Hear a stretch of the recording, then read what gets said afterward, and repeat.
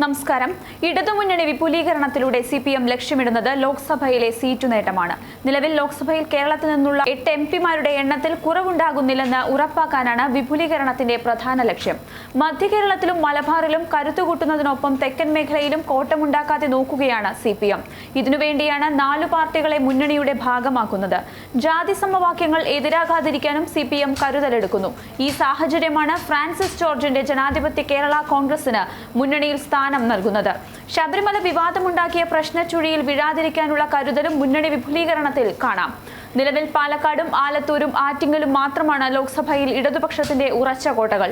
8 എംപിമാരാണ് ഇടതുപക്ഷത്ത് ഉള്ളത്. ഇതിൽ തൃശൂരും കണ്ണൂരും കാസർഗോഡും ചാലക്കുടിയും ഇടുക്കിയിലും കാര്യങ്ങൾ സുഖകരമല്ല. ചാലക്കുടി ഏതാണ്ട് കൈവിട്ടു പോകുമെന്ന് ഉറപ്പാണ്. ഈ സാഹചര്യത്തിലാണ് വടകരയും കോഴിക്കോടും മാവേലിക്കരയും കൊല്ലവും പിടിച്ചെടുക്കുന്ന മറുതന്ത്രവുമായി മുന്നണി വിപുലീകരണം എത്തുന്നത്. കാസർഗോഡിനെ അടുപ്പിക്കാനുള്ള മുസ്ലിം വോട്ടുകൾ ANLലും എത്തിക്കും എന്നാണ് പ്രതീക്ഷ. ഇടുക്കിയിൽ ജയിക്കാനാണ് ഫ്രാൻസിസ് ജോർജ്. അങ്ങനെ ലോക്സഭാ തിരഞ്ഞെടുപ്പ് രാഷ്ട്രീയം അനുകൂലമാക്കുകയാണ് മുന്നണി വിപുലീകരണത്തിലൂടെ മുഖ്യമന്ത്രി ലക്ഷ്യമിടുന്നത്. വീരേന്ദ്രകുമാറിന്റെ ലോക് താന്ത്രിക് ജനതാ പാർട്ടിയെ മുന്നണിയിലെടുക്കുമെന്ന് ഏവരും പ്രതീക്ഷിച്ചതാണ്. വീരൻ ഇടതുപക്ഷത്തെത്തുമ്പോൾ മാതൃഭൂമി പിണറായി അനുകൂല സമീപനത്തിലേക്ക് മാറും എന്നാണ് CPM വിലയിരുത്തൽ. ഇതോടെ മാത്യു ടി തോമസും കൃഷ്ണൻകുട്ടിയുടെ ജനതാദളിനൊപ്പം വീരന്റെ സോഷ്യലിസ്റ്റ് പാർട്ടിയും ഇടതുപക്ഷത്താകുന്നു. വടകരയിലും വയനാട്ടിലും കോഴിക്കോടും വേരുകളുള്ള സോഷ്യലിസ്റ്റ് പ്രസ്ഥാനത്തിന്റെ വോട്ടുകൾ ഇടതുപക്ഷത്ത് ഉറപ്പിച്ചു നിർത്താനാണ് നീക്കം. ലോക്സഭയിൽ വടകരയും കോഴിക്കോടും പിടിച്ചെടുക്കാനുള്ള രാഷ്ട്രീയ നീക്കമാണ് ഇതിനു പിന്നിൽ.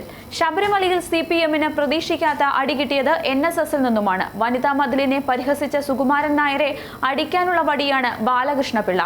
തെക്കൻ കേരളത്തിലെ നായർ വോട്ടുകളിൽ സ്വാധീനം ചെലുത്താനാകുന്ന നേതാവാണ് പിള്ള. സുകുമാരൻ നായർക്കെതിരെയുള്ള രാഷ്ട്രീയ മറുപടിയാണ് പിള്ളയെ ഇടതുപക്ഷത്തേക്ക് അടുപ്പിക്കാനുള്ള നീക്കം.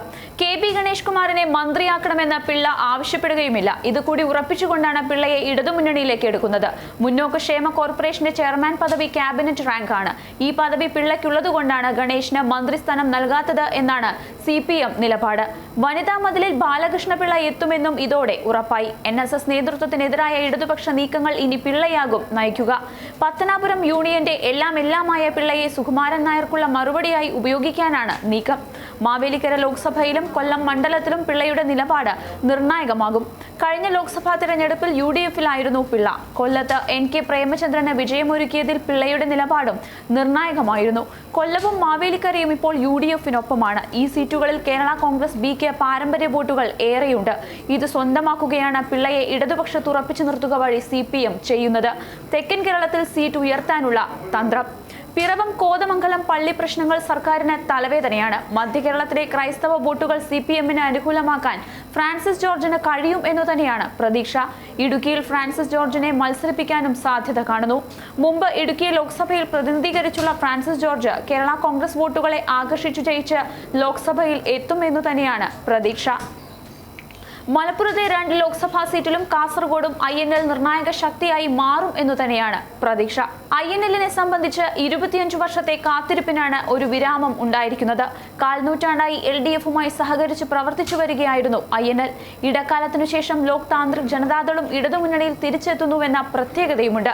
കോഴിക്കോട് ലോക്സഭാ സീറ്റ് നൽകാത്തതിൽ പ്രതിഷേധിച്ചാണ് വീരേന്ദ്രകുമാർ ഇടതുപക്ഷത്ത് എത്തിയത്. ഈ തിരഞ്ഞെടുപ്പിൽ കോഴിക്കോട് സീറ്റ് UDF കരസ്ഥമാക്കി. കഴിഞ്ഞ തിരഞ്ഞെടുപ്പിലും ഈ സ്ഥിതി തുടരുന്നു. ഈ സാഹചര്യത്തിലാണ് കോഴിക്കോട് തിരിച്ചുപിടിക്കാൻ തന്ത്രപരമായ നീക്കം നടത്തുന്നത്.